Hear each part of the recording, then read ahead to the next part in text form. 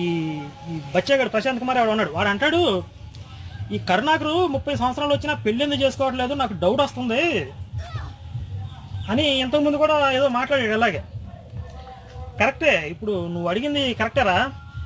30 సంవత్సరాలతో వచ్చినా కూడా పెళ్లి చేసుకోలేదంటే ఏదో రీజన్ ఉండే ఉంటుంది. అయితే మరి యేసుకు కూడా 32.5 సంవత్సరాలు అనుకుంటా ఆయన బతికింది.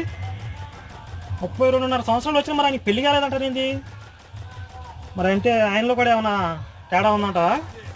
మరి ఆ రోజుల్లో డాక్టర్ సమరం గారు అందుబాటులో లేక అలా మిగిలిపోయాడు అంటావా? అంతేగా, నువ్వు చెప్పిన ప్రకారం అక్కడ గాడిదే. యేసుకు 32.5 సంవత్సరాలు వచ్చినాయి, ఆయన పెళ్ళి అయిందా? అవ్వలేదు. ఏంటి ప్రాబ్లం? తేడానేగా, నువ్వు చెప్పిందేగా, నువ్వు చెప్పిన ప్రకారం అంతేగా. ఏసుకు అప్లై చేద్దాం, నాకు వద్దు, ఏసుకు అప్లై చేద్దాం. కాబట్టి నువ్వు మాట్లాడే మాట ఎటు తిరిగి ఎటు వచ్చిద్దో నీకు ముందు ఒక ఆలోచించుకుని మాట్లాడు.